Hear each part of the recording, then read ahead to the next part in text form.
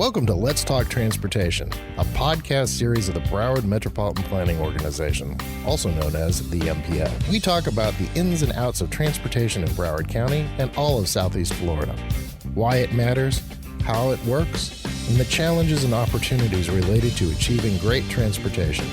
I'm your host, Greg Stewart, Executive Director of the MPO. Welcome to the next edition of Let's Talk Transportation. I'm honored to have Jenni Morejon from the Downtown DDA of Fort Lauderdale here to talk about planning and transportation and the city of Fort Lauderdale and our future. We're glad to have you. Greg, thanks for having me. You know, now I'm going to talk about my three favorite subjects, so I'm glad you laid them out. Awesome. You know, Jenni and I actually have known each other for a while, and, we have similar career paths, being, certified planners and moving forward with land use amendments and all the fun stuff that we get to work with developers. And then Jenni got a great opportunity to go work for the Downtown Development Authority, which was actually a leader in transportation in South Florida, with a streetcar system and actually moving forward with that. And that actually was very successful. We call ourselves the Instigators. Someone has to be out there kind of cutting the die and setting the big vision. And oftentimes we don't get to actually implement what we come up with, but it's about facilitating the partnerships, working with groups like MPO and all our public sector. So it's fun. And that's actually a really good point because, MPOs typically don't implement either, but we work together to bring things forward. Some of the things, if you look at downtown Fort Lauderdale, prior to you and I getting our current roles, the sidewalk improvements and things that happen in downtown Fort Lauderdale, a lot of that, was because of instigation. And I kind of find that fascinating. Where do you see the changes from Fort Lauderdale, even during our time here? I mean, you came to Fort Lauderdale in 2000? Yes, I started my career fresh out of college, so I was a brand new urban planner. I was actually working out by the Sawgrass Mills Mall, and I thought, where am I? Is this even Florida? I got an interview at the city, and I think I quit my job the next day. Didn't even have the interview yet, but it was a great path. 17 years at the city of Fort Lauderdale, and in my last couple of years there, I ran the Department of Sustainable Development. So we handled all the urban planning, economic development, and partnering with groups like yours. But, over those 2 decades almost, I think the biggest change was seeing how the private sector was almost the only catalyst for physical change in downtown. And I think where we're at now is getting the public sector to see what's happened and be at that same level of investment for our infrastructure, our streetscape, and hopefully now mass transit. It's coming. We are going to get mass transit. That's right. I mean, we keep trying, we may be dead, but it will happen. Well, and what are those triggers, right? Is it the chicken, the egg? We needed density. 6,000 people moved to downtown during the pandemic alone, or in the past 2.5 years. But downtown's grown by 80% in just a decade in terms of population. So now we have critical mass, and we didn't have that before when we were instigating those big ideas, right? Right. That's so true. I mean, even Peter Feldman, a good example, had acquired all that land in what is now, I guess, called Flagler Village, right? Yeah, one of the fastest growing urban neighborhoods in the country. And think about the density, even though they're not extremely tall, but the density is what, about probably 30, 40 units to the acre? Oh, absolutely. And just seeing that happen, and I remember people thinking, oh no, who's going to live in Flagler Village in this area? I don't even think it was called Flagler Village at the time. Flagler Heights. Flagler Heights, there it is. Yes, the Heights. So I think that's really kind of fascinating, the growth that you and I have had been able to see. The Downtown Master Plan, I don't remember who put that together. The city initiated that in the early 2000s, brought in consultants, Ken Greenberg, notably from Toronto, Buyer Blinder Bell, wonderful land use planning firm and architecture firm out of New York, but also Keith and Schnars locally. Right. And it was kind of that, team that worked together with stakeholders like Feldman, visionaries, DDA board members, and the team at the city department that ran that, In a way, it started because there were some really bad examples of some new development that occurred in the late 90s. And people said, we want downtown to grow. We want this kind of investment, but we don't necessarily want to see that type of development. We want more walkable, connected neighborhoods. And when you're talking about that type of development, because I'm as guilty as sin as with that as well, I remember one of my first jobs out of college, I was doing a plat review in a Central Florida community, and they came in with a perfect grid neighborhood, and I pulled out the comp plan that was brand new, and it said everything should be curvilinear. And so we ended up changing that. When we're talking about that in downtown Fort Lauderdale, is that suburban development style, correct? Where it's parking and then the retail or the building and then everything sets back. Is that what you're referring to?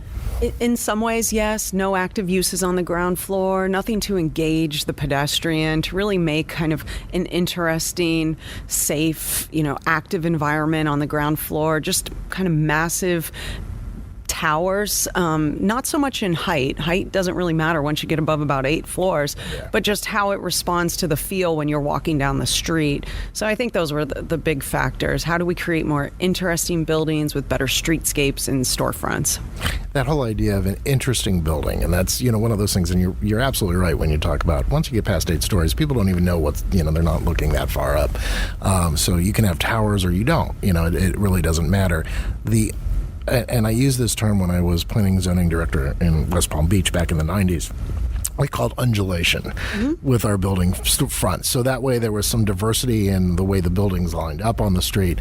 But probably the most important thing that I learned from my experience up there is trying to create a covered sidewalk, an area where people could still walk back and forth, but not necessarily be out in the sun or in the rain in particular.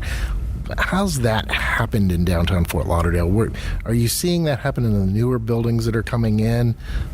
We are.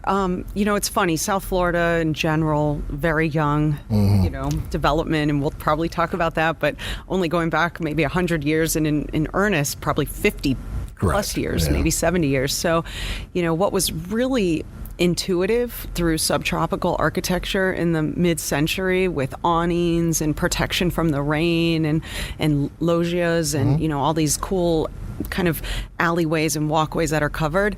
People said, okay, that's passé. We're in the 80s now. We're in the 90s. We need, bold columns that no one cares about and, get out there, make the architecture very stately. I think we're starting to see a recognition that if it worked well then, it can work well now. And we're getting a cool mix of now modern, very bold designs with some of those basic tenets of architecture that create more safe, comfortable, and welcoming spaces, like you said. Well, and I've noticed, I actually moved from my suburban location here. It was still in Fort Lauderdale. We were there for 17 years, but I live about 11 blocks from the center of the city. And, it's a different type of experience. Looking at the new construction that's happening, and this is what excites me. I mean, not for nothing, we can build lots of streets and sidewalks, and we can talk about transit systems and putting in, and we'll talk about that, about the Broward Coastal commuter rail system. But so important. Oh God, yeah. But the architecture, that simple thing that defines a block, and when you move into a building, and can you get, what does the building say to you, as opposed to saying I'm just a building? Does it inspire you? Does it actually kind of give you a uniqueness? And everybody looks to that uniqueness when they're trying to find an address. Factors are driving more competitive scaling up of better design, right? And some of that is just the value of dirt. It's a lot more costly to buy land, and therefore, rent rates are going to be higher to make that pro forma work. Well, if someone's paying a significant amount of rent to live in an urban metropolitan high-rise that's a luxurious product, they want stellar design. So I think architects and developers primarily are starting to realize they have to up their game with architectural details, whether that's materials, whether it's the type of, ways places feel on the ground floor. Right. Not every building's a standout in any city. There's a lot of background buildings. Oh, yeah. But what happens along our streets? Yeah. That's what's most important. That's the experience that you feel. And then I think the other important thing that's changing is how do the public spaces that local governments or even private developers build as part of their developments? How does that feel? Because when you travel, that's what you remember about cities, I think. Yeah, Would I you agree. say? I mean, when Yeah. you go around, you remember those piazzas, the plazas, the parks, the cool spaces. Yeah, where the fountain is, where Yeah. you might sit on a bench and just stare for Kind a of the while. soul of the city. Yeah, I like that. And I see Fort Lauderdale gaining that. It's a little still. It's not all tied together, cohesive yet. There's missing links Yeah. for sure. And I one of the things, and to the listeners, that Jenni and I get a great opportunity to talk about is how do we connect that, and how do we work with the development community to see that happen? How do we get the city of Fort Lauderdale to moving forward to kind of doing those connections? And I think that's really an exciting opportunity of partnership. And for an MPO, I mean, typically MPOs around the country, we talk about, the suburban roadway system, the arterial network, and all the rest of it. But for us, we actually have the opportunity to really talk about rebuilding these communities, or actually building, let's not even say rebuilding, building the communities that provide that type of connection. Irony with your Sunrise comment out in the city of Sunrise, and we love Sunrise, Florida. It's a great place to go shopping, Sawgrass Mills. But the reality is it's a very different experience. So I have something to share with you. I don't know if you know this.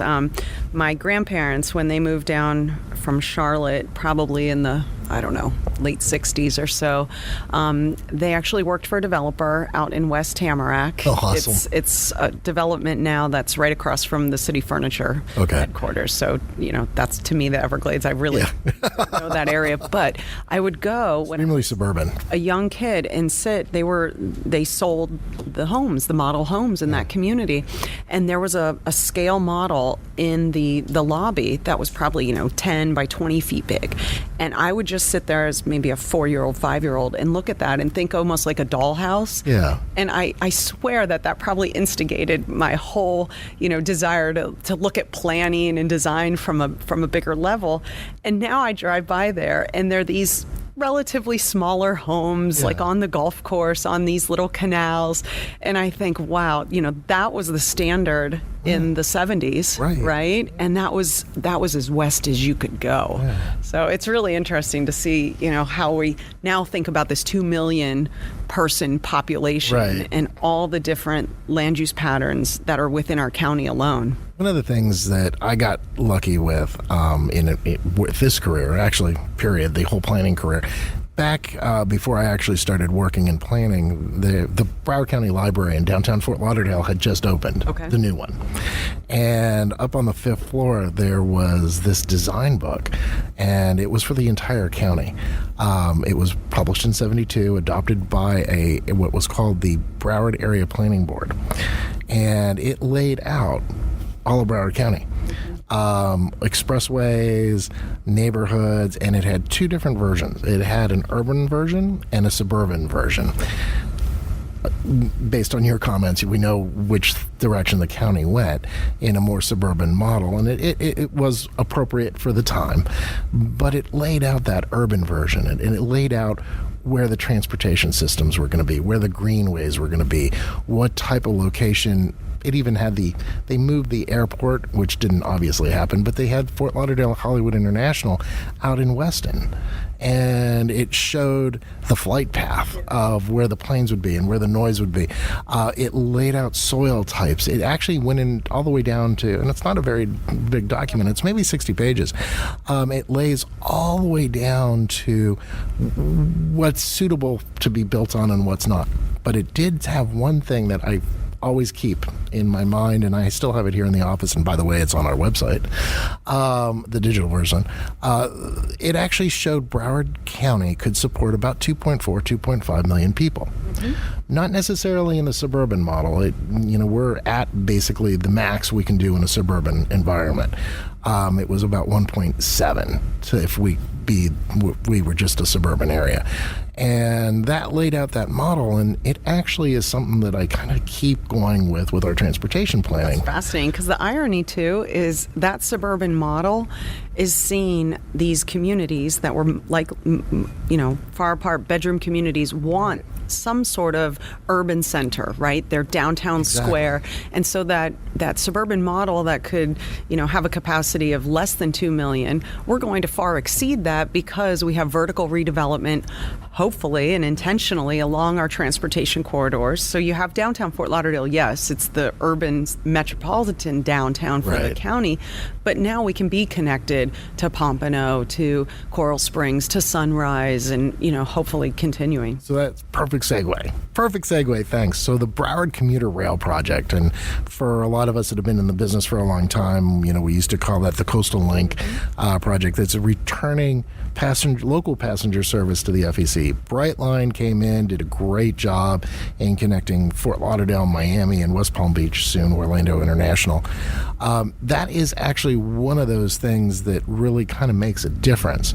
How is the... I'd say it's not just that they created this physical, infrastructure connection. They created a new psychology of how people can think about getting around, right? And you may not use it on a daily basis or even monthly, but now there's an option. And so they, in that regard, were the catalyst, I think, for us thinking about that. So with the new commuter system, and it's a couple years off still, but things are moving forward. How do you see that impacting downtown Fort Lauderdale? How do you see that attracting people to Fort Lauderdale as not just an entertainment venue, but as a residential, where they want to live, where they want to hang out, where do they want to have these experiences? You know what it does, and if we've learned anything in the past couple of years, there's such a blending between work, personal life, remote. Yes, and so I think what commuter rail and stops along the FEC throughout the county and the Tri-County will do is allow us to be here and be there too, right? You can live in Pompano. You can go to, dinner down in Hollywood. You can come up and back throughout the day. So this real just transitional, living throughout the region, I think is going to allow all of the partner agencies, local government, private sector, to really think of ourselves as this bigger metropolitan region too. So that's kind of the wonky from the political, structure side. But I do think it's going to change that and make us think about ourselves in a more connected, policy way.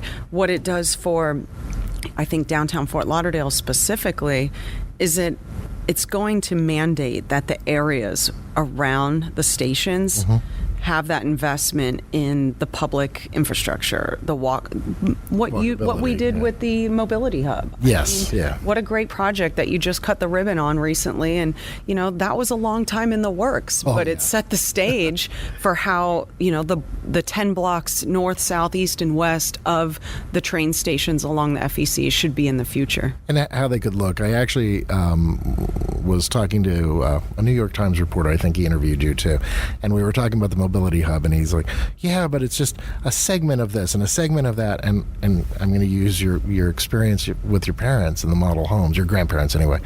I told him that is a model. It literally is a model. So the developers and the community can see this is what it would look like if you had wide sidewalks. This is what you would experience if you had a cycle track, a two-way bicycle lane. This is what it could look like. So almost serving like a model environment and say, hey, we're not telling you to do this, but look at it. It's our version of the World's Fair. Yeah. That's awesome. Incrementalism can be more successful than waiting for perfection of everything at once. And I think that's what sometimes hurts us is we have big vision and we want to see them through, but we, and I mean we in the biggest sense of community, aren't okay with seeing baby steps to get there. Well, and that's what excites me about actually having that 72 plan, and I bring it out every once in a while for the board members and the MPO board members and other elected officials and developers, and I'm like, here, this was the vision for you. And you're kind of building that way. Broward built out the way in the suburban model. Now we have the chance to actually redevelop in that more urbanized model where you have multiple neighborhoods and multiple downtowns or service areas, villages, whatever you want to call it. What excites me about being able to talk about incrementalism, and I appreciate that more than anything, because as an MPO, that's what we do. Is every little step is incremental. The Broward commuter rail system right now, it's looking at independent phase from downtown Fort Lauderdale to downtown Miami, and that's going to go forward as a unique unit. That said, it's incremental. 95 wasn't built all at once. I predate you a little bit, so You look at how that was developed. It used to go from Miami to Hollywood Boulevard and then end. And then there was another segment in West Palm Beach, and it ended. And so incrementally, the interstate highway got built. Sawgrass Expressway, same thing. That last piece, that last component of it to 95 is coming in. Our transit system is going to be no different. When that stop is built and you can get on and off south of the river in downtown Fort Lauderdale by Broward Health Hospital District, by the new federal courthouse, right. Not only is it going to help investment come to south of the river in downtown where it's needed for more workforce housing, more office space, but it's going to demand from constituents north of the river that we keep this going. And when citizens, residents, business owners start to see that they can have that too, right. They're going to say, elected officials, figure this out. Public sector, Greg, Jenny, you guys make this happen because, Wilton Manors, Oakland Park, Pompano, Deerfield, they want that same opportunity. Absolutely. And you can't show something if it's not built. So incrementalism, getting us to downtown south of the river, huge first step. We're really excited to see how this is going to work. Jenny, I can't believe we've gone through our time period, but you know what? I'm hoping that you can come back and we can talk some other stuff because there's so many neat things happening in downtown with the entertainment venues and all the rest of it. But we want to capture this long term as an oral history of South Florida. And I think really what you and I are talking about is going to be something people go, oh, they did that back then? And that way they can hear it and they can hear the conversation and the passion that you and I both bring to our jobs. Well, good. I couldn't be more pleased than to be here with you, and let's do this regularly. I look forward to it. Thanks, Jenny.